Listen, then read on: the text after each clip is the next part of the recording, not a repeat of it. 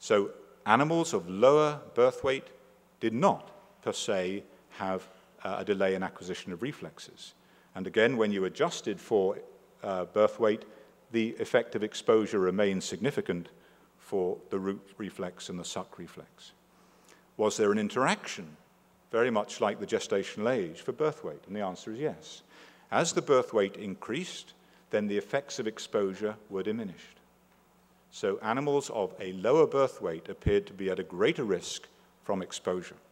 And you can see where this is going. This has major implications for infants who are premature and those of low birth weight. None of these animals were either premature or of low birth weight, and yet we still see an effect.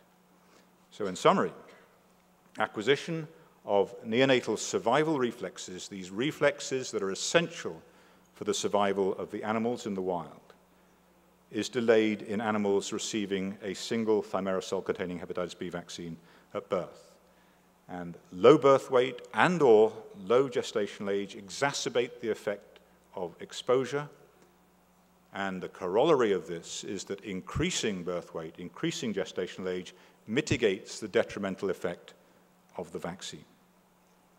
So the conclusions are that we have evidence of early functional brainstem injury. These reflexes are controlled from within a primitive part of the brain, the brainstem. Gestational age is related to the susceptibility, and indeed the younger the brainstem, the less well-formed the brainstem, the greater the susceptibility of that brainstem is to injury. And this has been looked at in several settings before. So, early signs of brainstem dysfunction in this model. This is very, very worrying. This is very worrying. This part of the brain controls cardiovascular responses, blood pressure, heart rate, responses to stress, respiratory control. So this is very alarming that such a fundamental part of the brain is being injured in a demonstrable way, at least functionally, by this early insult that has never been subjected to any safety testing. The next part of this is, and these are data that are unpublished, albeit in abstract form, but a part of the study that we're putting together at the moment, to ask, okay, we have functional abnormalities.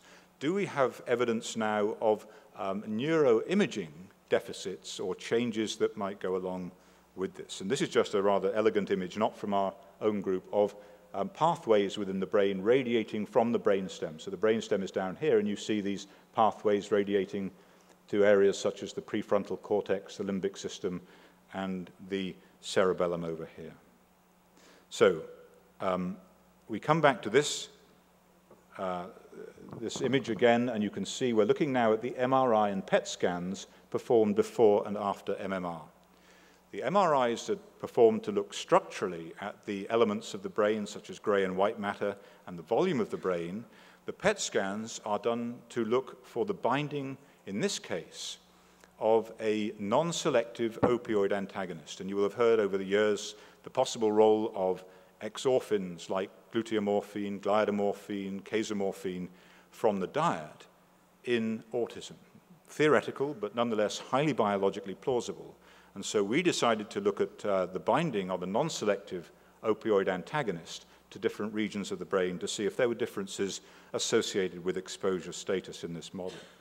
So as I say, opioids, endogenous opioids are involved in brain development and indeed the ontogeny of behavior as well, extremely important. And opioid receptors are present in the brainstem nuclei, and structural and functional brainstem abnormalities may be reflected, this is the hypothesis, in brainstem reflexes, which we've seen, size, and opioid receptor ligand binding. And this is just an example of such a scan. This is the positron emission tomogram performed at the University of Pittsburgh.